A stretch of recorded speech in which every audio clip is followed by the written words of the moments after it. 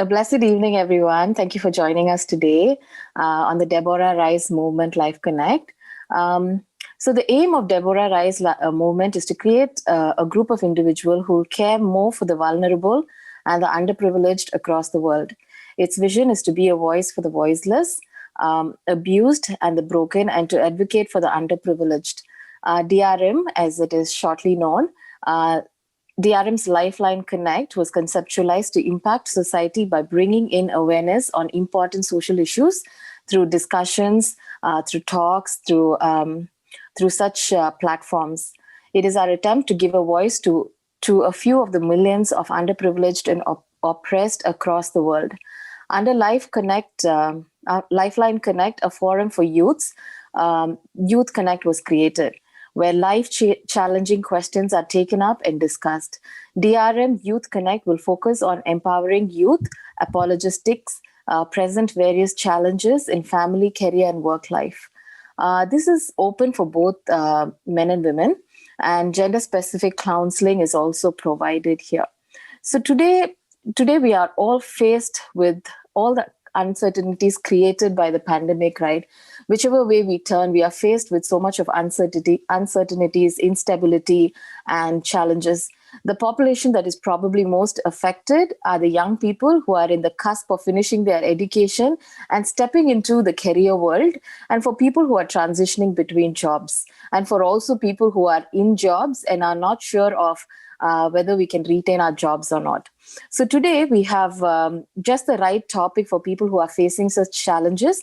We have among us our esteemed guest speaker, Mr. DilliBabu. So today he will be talking to us on the topic of choosing a career and how to overcome challenges in choosing a career, right? So Dr. DilliBabu is a scientist with DRDO, Ministry of Defense, Government of India.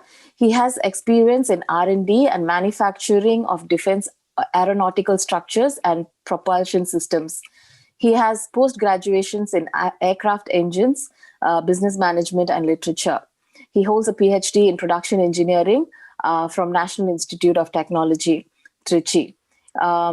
So today, Dr. DilliBabu will be addressing us, and please help me welcome Dr. DilliBabu to address us today.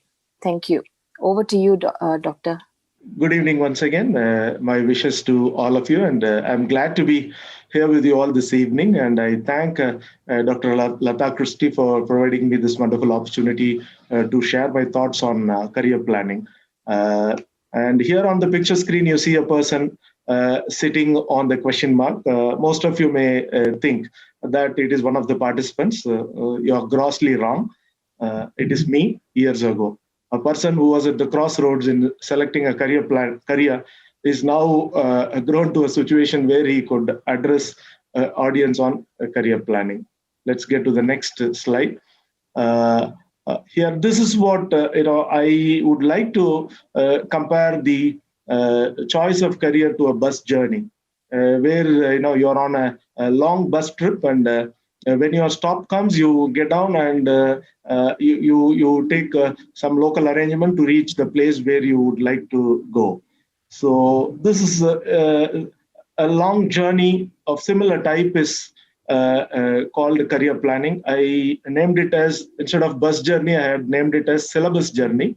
So a person should know when to get down. So there are bus stands all along. 10th standard is one bus stand, 12th is another, UG, PG, PhD, PDF. There are many bus stands. You need to know where to get down. So where to get down is determined by what you want to achieve in life, by choosing a career. So, for example, a person who would like to settle in, a kind of skill-based courses, he has to get down at 10th standard, then pursue a diploma or ITI, or a sportsman where he has to make most out of when he is in the younger phase of life. So he needs to look in seriously on pursuing sports at 10th standard or maximum by 12th standard. So a person who would like to become a pilot or an astronaut need not go beyond 12th standard. He has to get on this bus stop and pursue roads or trips to reach his destination of being a pilot or an astronaut. So likewise, you have lots of bus stops along the way in this journey, and you need to know, based on your aim, you need to choose which bus stop you should get on. And how to decide, that is what presented here. You have many career choices. I have chosen a few. Either you could settle down at a corporate or startup, pursuing your dream in one particular discipline, be it engineering, medical, commerce, or any other discipline. That is one. Or you become a sportsman or sportswoman, and also you could be a coach, or later a sports administrator. And if you are interested in science research, and you have opportunities at national R&D labs, multinational companies and universities for your research. And again, coming here on government service, you have many opportunities to make your career as an administrator, or a police official, or a defense officer, or into a legal profession of becoming a lawyer, or a magistrate, or a judge. Then we have many options with the public sector units, in short called PSUs, then banks, railways, etc. If you have a creative bent of mind, and you have options with the media, entertainment, painting, sculpting, fashion, you could pursue any of your passion areas, and accordingly choose an education befitting your career path. Then, of course, the most beaten path is teaching, be it at school or college or university. So these are all the some of the major career choices. There may be others, but for this presentation, I have limited to these choices. And there is a myth I would like to bring clarity on. People always tend to think that choosing a course is equivalent to choosing a career. It's wrong. How? Because for an example, teaching is a career. If you choose teaching as a career choice, you have many subsets. You could be a school teacher, university teacher. In school, you could be a mathematics teacher, science teacher, or a physical education teacher. In university, you could be an engineering professor, or a medical professor, or a design professor, so on. So for maths, to become a maths teacher, you need to take BSc Mathematics, MSc Mathematics, and MEd. If you're in university, again, PhD in mathematics. So teaching as a career option has got multiple choices in selecting a course. So don't get confused between selection of course and equating that as selection of career. For a given career, there are multiple courses that could be pursued, and still you could make a career in the chosen field. For example, flying is a career option. People always, they tend to think a pilot is the only option available. And my dear friends, not only pilots, even flight crew also fly. So there are many courses one could pursue to have a successful career in flying, or in simply in aeronautics. For example, one could be an aircraft pilot or a helicopter pilot. For that, one could choose a PUC or a degree.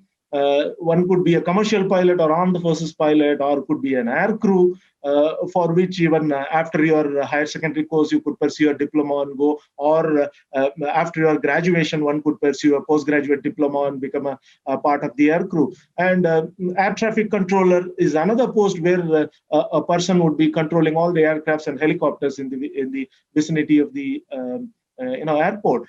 For that, there are separate set of exams. After graduation, one could take those exams and still be in flying business. And there are other choices like being a flight engineer, who will ensure that the items are the aircraft is flight worthy to fly. And you could be an Aero Scientist who could create things that could fly. So flying as a career option has got many subsets, and every subset has got multiple educational avenues. So let us recalibrate ourselves that a choice of a course is different from choice of a career. Here, a couple of points I would like to bring to your consumption. I titled it as a solution for confusion. How do we choose a career? Is it based on passion, or is it's based on compassion, or it's based on compulsion? First, I would give the top mark for passion.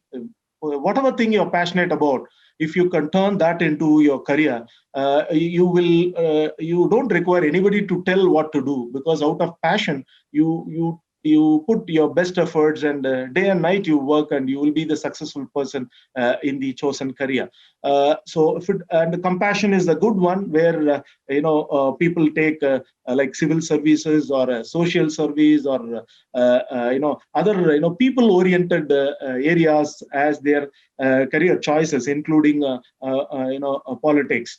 So compassion is again a good driver to choose your career. But compulsion is as it's obvious, may not be a good driver for a person to choose a career path, because later at one point in time he may feel that out of compulsion he had taken, and he has not got enough fuel to reach the miles. So passion, if you're passionate about something, try to choose it. Try to choose one of those passionate areas as your career. And here again I would like to caution about a flip side. For example, if somebody is interested in photography, or somebody is interested in mountaineering or fishing, this kind of thing, you should be very clear whether you want to make them as your career path or keep them as your hobbies. So be clear. If you can make mountaineering as your career choice, and put your complete life into it, and also, by the way, earn enough money to sustain a decent living, that's fine. Otherwise, you can keep it as an hobby, where you will pursue any other choices of your passionate areas, and make career in those areas, and have other areas of passion as hobbies. And second point I would like to bring to your notice is, there is always a tendency called low marks or low rank phenomena, where people think I don't score much in a particular subject or particular exam, or my rank is low on particular entrance exam. Because of that, I have to sacrifice my complete career and my life is finished. No, it's wrong. Low marks do not mean that a person should close all the gates and cry at a corner. No. In fact, my own example, I was not even admitted into a science degree. BSc chemistry was the course I applied after my PUC. I was not selected for BSc chemistry. But that was not the end of the life for me. I worked more, knocked the other doors, and the doors got opened. And now I hold a PhD in engineering, and I am now pursuing my dream of R&D in one of the most prestigious organizations in India, DRDO. So low marks or low rank should not stop anybody in further pursuing and their dream and settling in a career. Third point is, there is no course which is superior, or no career which is superior, or there is no career which is inferior. So be clear. For example, we have a general tendency to think that arts and humanities, the subjects or courses related to arts and humanities are one step lower than the science-based or engineering or medicine or other professional courses. No, it's absolutely wrong. For example, I would like to give you a scenario wherein I would like to create two imaginary characters. One, we will name Aarti, a girl named Aarti. Then another character, a girl named Preeti. Okay, Aarti and Preeti are neighbors, and Aarti is too good in all her academics, and she was the topper in 10th, and she was the school topper in the 12th, and she cleared NEET, and she got into a prestigious MBBS program in a wonderful college, and she was the gold medal in the MBBS program, and she wrote combined medical service exam of UPSC, and she cleared it. She got the posting at district hospital in one of the districts. You assume wherever it is. And now we will talk about Preeti. Preeti is not so good in education, and she was the average or below average student. She didn't fare well in her 10th, and again she took up arts stream in PUC, and ended up in BA History in one of the government arts colleges. And after completing the course, she started trying with a couple of entrance examinations. After 2 or 3 years, she got into a clerk in a bank. Then she kept on trying. So all along, just try to compare these two characters. Aarti was pampered, and Aarti was praised. Aarti was congratulated as a winner. And every one of her achievements in every junction or the milestone of her educational life was really good, and she was published. Her profiling was done in a newspaper, a TV channel for gold medal. So many things have happened, but Preeti was all along was not a celebrated soul. But she was kept on and on with whatever capabilities and whatever she could do in her life to keep her floating in the sea of population. What happened? She tried UPSC exam. On the last exam, the 6th attempt, she cleared the UPSC exam, and she was given an administrative service post at a district where Aarti was working in the district hospital. So just assume the situation where two youngsters grew up together. One was, assumed as talented and praised by everybody. Society celebrated her. She finally ended up as the, a decent position at the, hospital at a district. Okay, and the other soul, which was not at all celebrated, in fact, many times heckled upon, but still continued, and she could get the administrative IAS posting at the same district. Now, Preeti controls the entire district, and at times, Aarti is supposed to report to Preeti. Just look at this situation. So, no course is superior, no course is inferior. It's up to you what you take your perspective on it. But there is no value attached to your assumptions about the course or career choice. Any career is a good career as long as you could put best of your efforts without listening to the people around you, their opinion or their judgment on you. Okay, fine. Next, let's move on to the fourth point. Lots of assumption and beliefs we have in our life. Okay, especially students and youngsters, they assume that the best engineering degree is obtained only within the campus of an IIT, NIT, or MIT, or Caltech. This is the assumption you have. Abdul Kalam is not from any IIT or NIT. Okay, so in fact, in ISRO and DRDO, 60% of the engineers are coming from non-IIT or non-NIT system. So we have assumption. But our assumptions are not valid most of the times. So we have beliefs also, which are may not be correct in all circumstances. For example, I have listened to many students. They say, "Sir, I want to become a doctor, but I faint given a chance of seeing blood. If I cannot tolerate blood, if I am blood sick, will I be a good doctor in profession?" This is wrong. I have listened to many popular cardiologists speaking that their students fainted at the first sight of blood in 1 or 2 days of their initial introduction into surgery, but later they could become successful surgeons. So these are all like this. We carry lots and lots of assumptions and beliefs which are baseless, but many a times. So we need to recalibrate ourselves and look things fresh. Let's go to the next point. It's about the course, college, location, peer pressure. This is about how do we choose a college or a course. For example, a college of your choice you may not get. Sometimes people settle down whenever they get good college. They may settle down to a course which they do not like. Just for the brand image of the college, they settle down to a uninterested topic out of pressure. So always remember, college gives you a job, whereas the course gives you a career.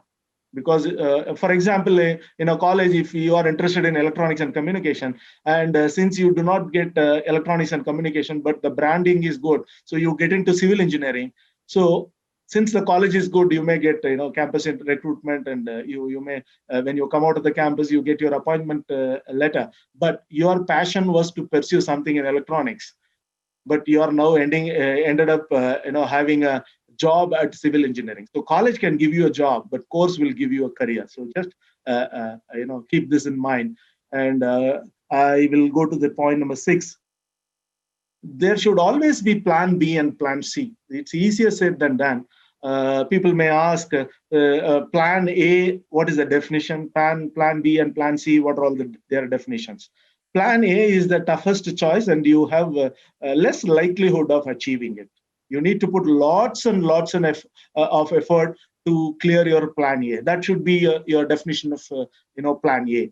Plan B should be, it is easily reachable.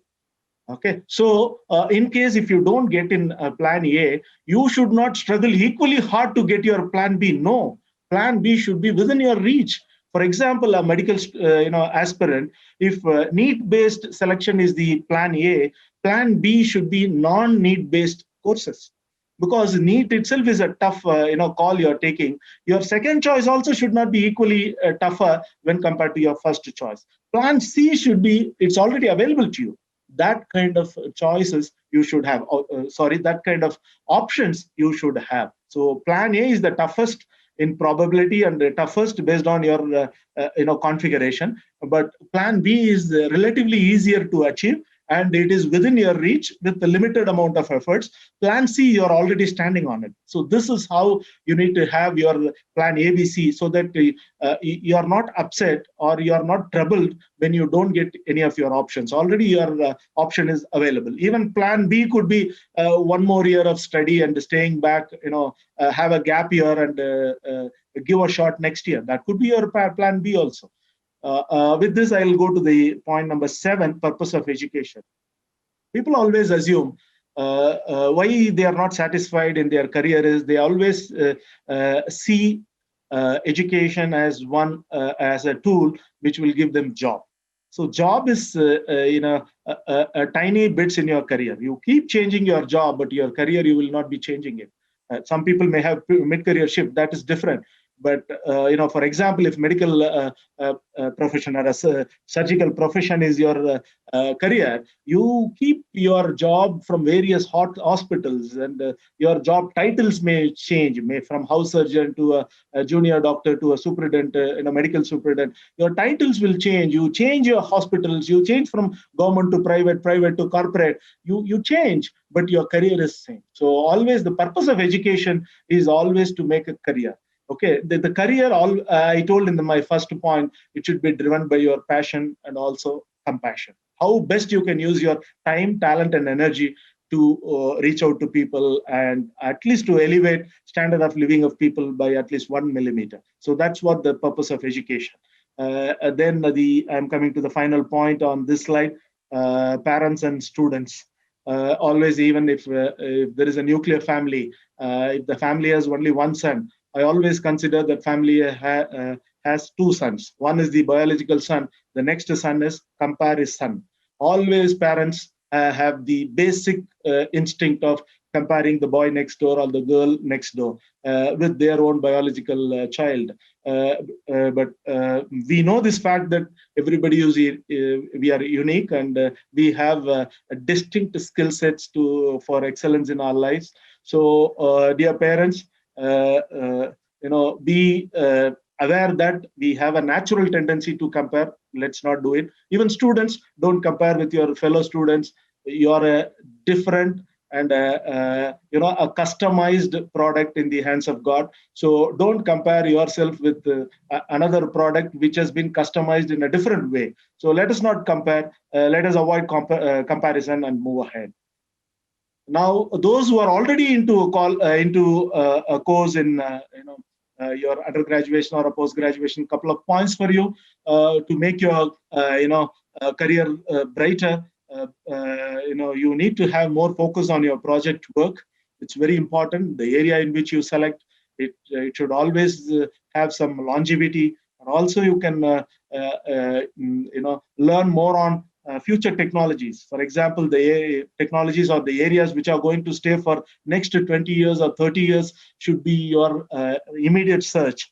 Among the areas which are going to change the world in the next 20 years, you can pick up your own segment and make a career out of it. Your project work can be related to that area, and always think that there is no single discipline which is very important. It's always cross-functional, including any day-to-day item you use. For example, mobile phone. People think it's a product of electronics and communication engineering. No, I strongly oppose it, because the glass, the front screen design is by a ceramic engineer, and the body design is by a mechanical engineer, and there is a thermal management where thermal engineering comes into the fore, and there are lots of programming. So IT and computer science play a major role. So it's all a cross-functional. A mobile device itself is a cross-functional a product of a cross-functional discipline. So this is one such element where you need to focus. Your project area holds a lot of importance for your future career. And also another piece of advice is, those who are already in your UG or PG, you should start running early. For undergraduate students, those who are in second year, that's very crucial. Whether you are in a 3-year program or a 4-year program, second year is very crucial. First year is just to break ice and settle down. Second year, you should be clear what you are going to do after the degree, whether you are going to have your own startup, or you get into research, or you want a corporate job, or you want to go for further studies, or you want to get into teaching or government service. It should be clear in your second year, and you have to take action for preparation. So third year should be preparation, and fourth year should be execution for 4-year degree programs. If it is a 3-year degree program, second year should be your preparation, and third year is for execution. This I move to my second phase of my presentation, which is the career options in government, and in particular aeronautics. Here I am presenting a couple of options available in the Government of India. So you could be into a scientific career with ISRO, DRDO, Department of Atomic Energy, DST, and many other limbs of Government of India which are into R&D. Or you could get into teaching with, from schooling onwards into higher education institutions like IITs, NITs, triple ITs, etc. And you can, get job, or you can make a, research or production career at public sector units. I named a few here: HAL, ONGC, BEL, and BHEL, and civil service and other related services have grouped together, where you need to clear the Union Public Service exam, for which a basic qualification is a degree in any branch. So you could become a civil servant, IAS, IFS, police service, or revenue service, or Indian Forest Service. So many options are available, very powerful. And those who are having the bent of boldness and serving nation at the border, and defending its borders, then armed forces are the good option. You can get into NDA exams, which one could take after PUC or +2, whatever you call it, and you can get into combined defense services after your graduation, or Air Force common admission test after your graduation. And the engineers who can aim for Indian Engineering Service, where you could get a top post in Indian Railways, Central Public Work Department, and Ordnance Factories. This is in particular career opportunities available in the field of aeronautics. You could be a scientist, or you could be an engineer, either in production wing or maintenance or test engineer. That's a grouping, and or you can get into teaching of aeronautics at universities and other institutes of repute, or you could become a pilot, or you could have startups now, UAV or drone. as it is popularly called, has got more number of startups, and people are coming out, involving artificial intelligence and the data sciences into aeronautics. So there are, these are the major career options. In addition, there are a few unbeaten career options as well. So to become a scientist, you should be an engineer or a science postgraduate. PhD is not necessary, but if you have PhD, you have a separate channel to enter. To become an engineer, basically you need to be a engineering graduate. Some places even with a diploma or aircraft maintenance engineering certificate, one can get into engineering field, and through their work experience, they can get promoted to a level of engineer. For teaching, you need to have PhD or postdoctoral fellowship. And to become a pilot, I am going to explain you in the slides.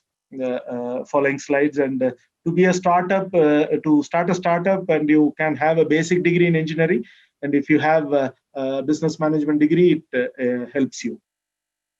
How to become a scientist? Here I have listed out as how to become an aeronautical scientist. You need as I told you earlier, an engineering degree, undergraduation or a post-graduation in science. There will be an entrance exam, then followed by an interview. For engineering and science postgraduates, GATE qualification is the must, and for non-science based postgraduates, national eligibility test is a must. And there are many ways to get into defense aeronautics, where you could enter through open call for, or we popularly call it as open recruitment, or through a campus recruitment. It is limited to some IITs and NITs, or there are schemes called AR&DB, Aeronautical Research and Development Board Scholarship Scheme. So it's available in a couple of colleges where students who are selected for these scholarship schemes, they will be later given a chance to join DRDO. And there are also lateral entry schemes for senior scientists who would like to switch over career from private or corporate to defense research and development organization. And also we have options for those who have PhD qualification to register their details at a registry maintained at a DRDO website. So you could do that. So, and also apart from DRDO, there are other options. One can join National Aerospace Laboratories or Hindustan Aeronautics Limited, or many multinational companies have opened their offices. Rolls-Royce, Pratt & Whitney, GE. Many of the aero majors are available in India. And in addition, one could pursue their research in aeronautics at major IITs and IISCs. How to become a pilot? Yes, you need to take a detour after your 12th standard. You have two options of becoming a commercial pilot and a combat pilot. So for commercial pilot license, after your +2 with physics and maths as major, you have to write 5 papers in an exam conducted by Director General of Civil Aviation. So you will be given student pilot license. Then you need to clock 200 hours of flying. Then you will be eligible for commercial pilot license. Commercial pilot license with a radio telephone operator license is enough to apply for position as pilot in commercial airlines. And then based on the aircraft they have, you need to take a certificate called aircraft type rating. Based on the aircraft you are going to fly, you need to do this small training and get the rating. And there are flying schools available in public and private sector. And there is also a scheme called a pilot cadet scheme by a public sector unit called a Pavan Hands, where a portion of the fee will be paid by them for the chosen candidate, and the rest of the fee should be paid by the candidate. And at the end of the training, you will be observed as a helicopter pilot at the Pavan Hands Limited. So fees. Many people may be asking how much is the fee to become a pilot. From +2 onwards, if you keep calculating all the expenses, it will be close to about 40 lakhs to 45 lakhs if you are going for a student pilot license, a commercial pilot license, and also aircraft type rating, all the three together. And on the other way, you have an option of getting into the armed forces as pilot. Here the fee is ₹0. So you can take the choice after your 12th standard with physics and maths major. You can take a National Defense Academy exam conducted by UPSC, but unfortunately it is limited only for boys. And next option available is combined defense services exam. You can take where again you will get a chance to become a armed forces pilot. Those with the NCC Air Wing senior section C certificate, they have a special entry called IAF, a special entry for this is available for both boys and girls. And those who are with graduation, any degree, and BE Tech with at least physics, chemistry, physics and mathematics in your higher secondary course, there is an exam called Air Force Common Admission Test. Both boys and girls can apply. These are all your choices available in India to become a pilot. And to get into aeronautical industry, there is a popular perception that one should have BTech degree in aeronautical engineering or aerospace engineering. It's absolutely wrong. And other than aeronautical engineering or aerospace engineering, I have listed down the streams in which one could take and still pursue a successful career in aeronautical engineering. For example, Padma Bhushan, Dr. Sivadana Pillai, who is the father of BrahMos missile, is not an aeronautical engineer. He is an electrical engineer. So another example is Padma Shri Dr. Mailsamy Anadrai, who was the project director of Chandrayaan-1 and who was the program director of Mangalyaan-1, was not an aerospace engineer. He was electronics and communication engineer. So there is a myth or a popular perception that the title of the degree is the passport for the career. No, course is totally different and your career path is completely different. So you can be a mechanical engineer or electrical engineer, instrumentation, even a civil engineer or computer science, material science based person, production engineering, guided missiles, UAV. So many options are available. Even MBBS graduate with specialization in aviation medicine or post graduation in aviation medicine, they could get into aeronautical industry where they are playing a crucial role in pilot training and also training for astronauts. To be a complete professional, not only that your academics or your experience in your trade help you. You need to have these 5 things I thought I should share with the youngsters who have tuned in. You need to have first a passion. So that is the basis on which you choose a career path. Whatever challenges or obstacles you face on the way, passion will take you across those obstacles. And there should be a compassion because we exist to help a fellow human being. We exist to take this nation to the next level. We exist so that our time, talent, knowledge, and energy should reach to the common man. So then the third thing is core competence. Unless you are good in your own field, you will not get respect and you will not proceed further. Then the fourth, I feel like one should concentrate on their health and also have a good set of hobbies to keep them balanced. And the last but not the least, one should have strong values, because if you are good in all the other 4 areas, but if you are hollow in your values and characters, it is meaningless. You will be a useless individual for this mankind or on the surface of the planet. With this, I thought I will introduce you a couple of books which will inspire you to choose a career path. I would like to mention about this book written by Dr. Varghese Kuri entitled I Too Had a Dream. Till date, I think this is the best ever book written by an Indian. So how his journey, a mechanical engineer from Anna University, how his journey was started, and he was an unwilling diarist who made white revolution possible. So just I encourage all of you to read this book, and also the other book called Dreaming Big, written by Sam Pitroda, a person who brought telecom revolution in India. And about Wings of Fire, I don't have to utter a word. It's very popular.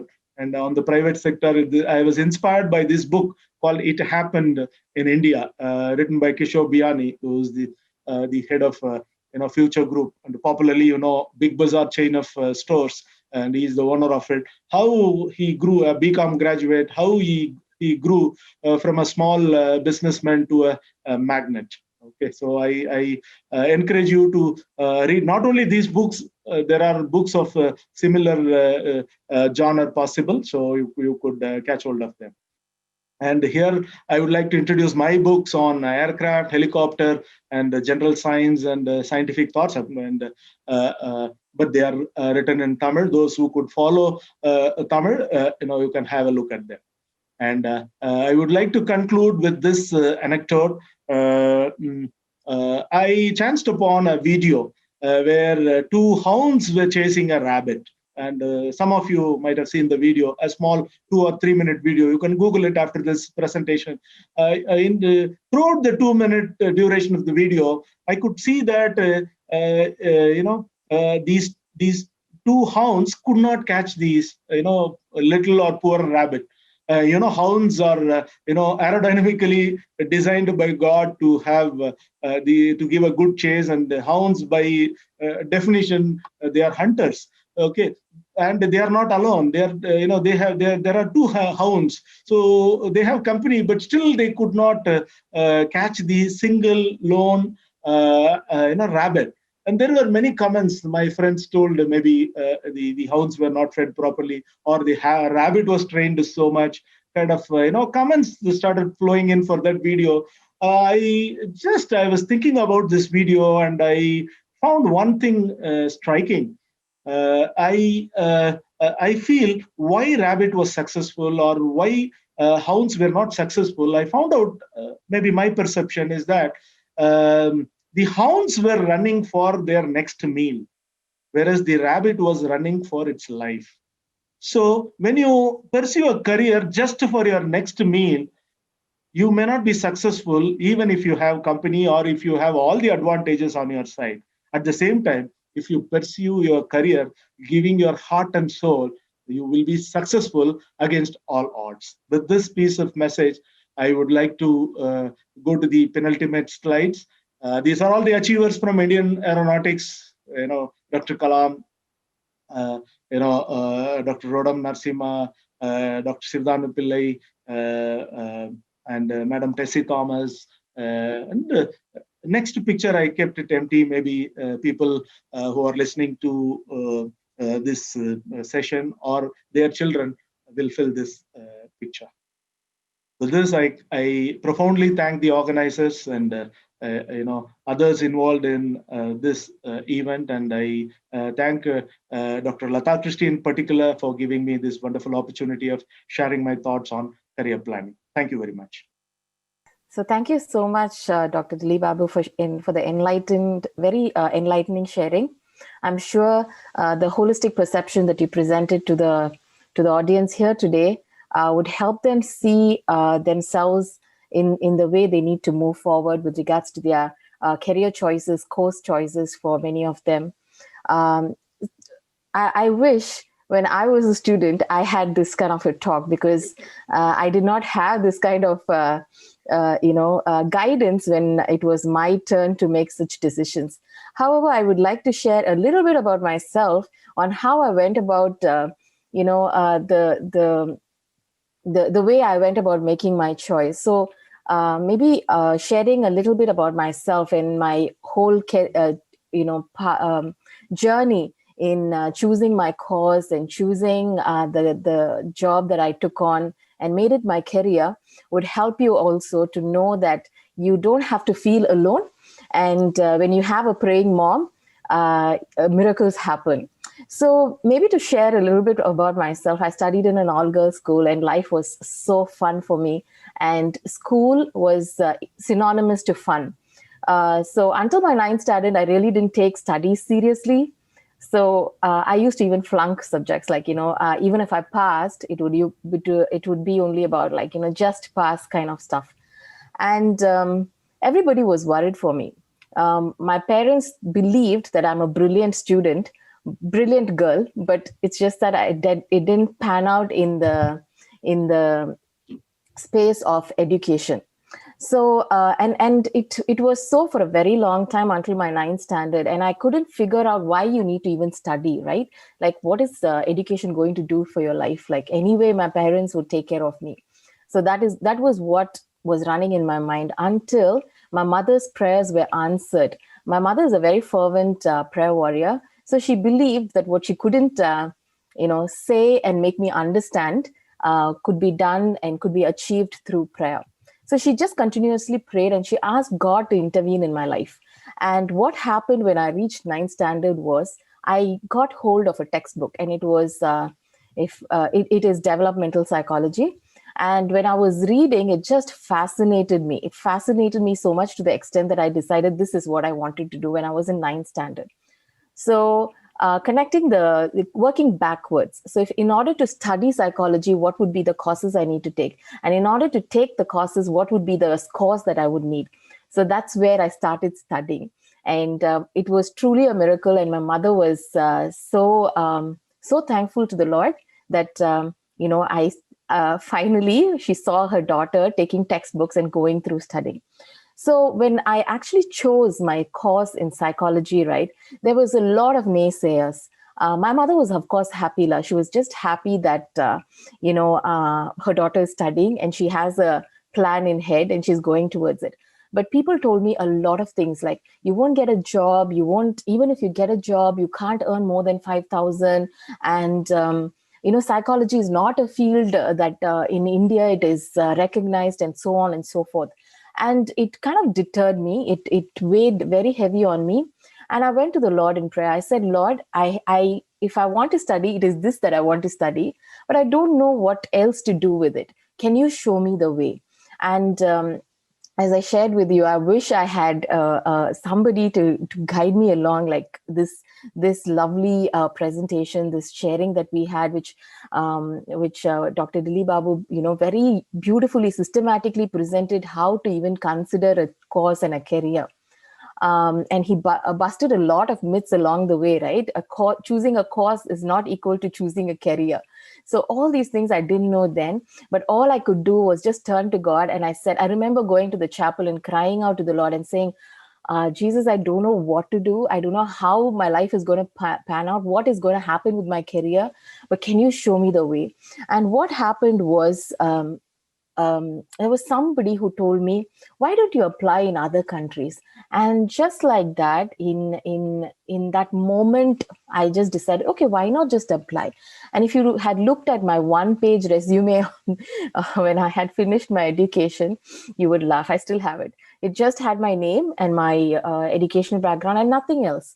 And I sent it across the globe. I sent it to Australia. I sent it to Singapore. I sent it to Malaysia. Anybody in any place that said psychologist, counselor, I sent my resume.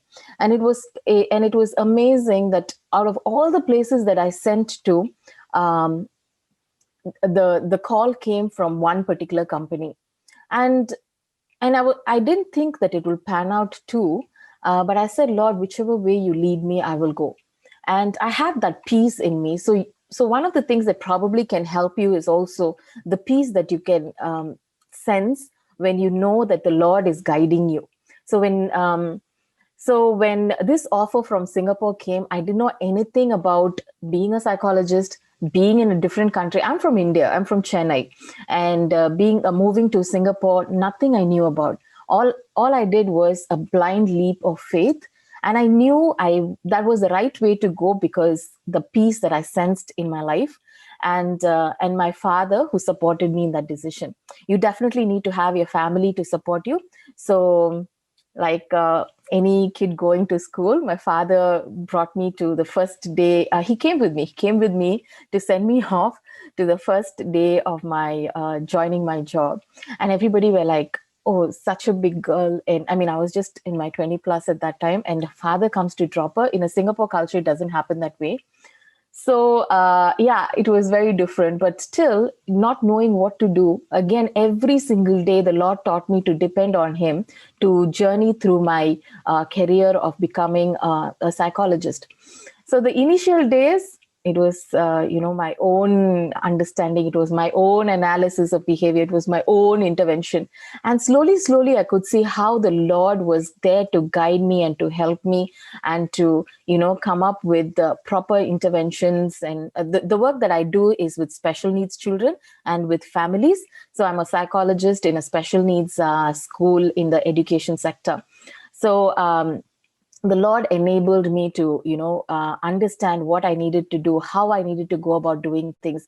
And every time I said, Jesus, I don't know what to do with this kid. I don't know how to handle. I don't know, which way to take forward for this child. And beautifully the Lord would help me and bring me through the process of how to work with children and how to play with children, how to talk to people. Every little thing, the Lord was there with me to guide me, to stand by me, and I could really feel his presence tangibly on days when I was like shaking from head to toe. So today, maybe you are all challenged, given this COVID situation, there's so much of uncertainty. You don't know whether this would be successful or not. Should you enter this job? Should you take up this offer? Is this the way to go forward? You may be very confused, presented with a lot of choices, and at the same time, the challenges and everything. Could I encourage you today to take it to the Lord in prayer? Ask the Lord to guide your steps.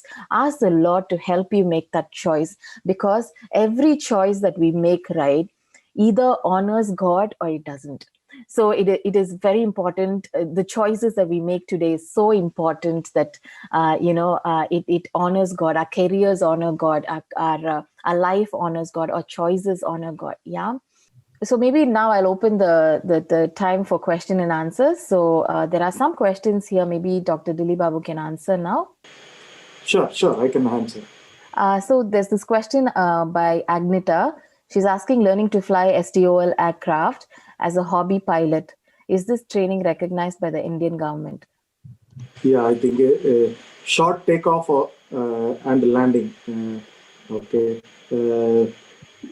There is nothing like specifically, the mode of training, pilot training for a particular mode of operation. You should get the proper pilot license. The short takeoff landing, usually it is used in combat operations, and the civilian aircrafts are not tried in this mode.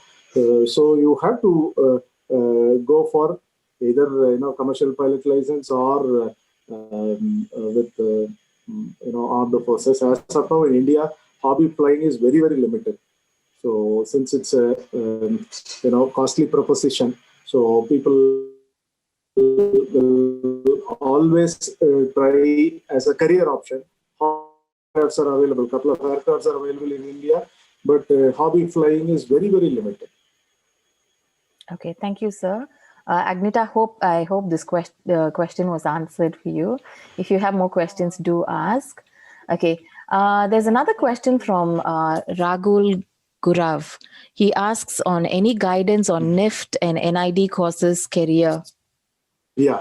National Institute of Fashion Technology, or NID, National Institute of Design, which has got office at Ahmedabad, and also a couple of offices across, including Bangalore. So you can be a design professional in apparel design. IITs and ISCs, they are called, as undergraduate program is called BDES, Bachelor of Design, and the postgraduate program is called Master of Design. And these courses, NIFT has got its entrance exam, NID has got entrance exam, and IITs and IISCs, they have exam called SEED, Common Entrance Examination in Design. It's called SEED. For undergraduate graduation, they call it as USEED, and for post-graduation, it is SEED. So you need to,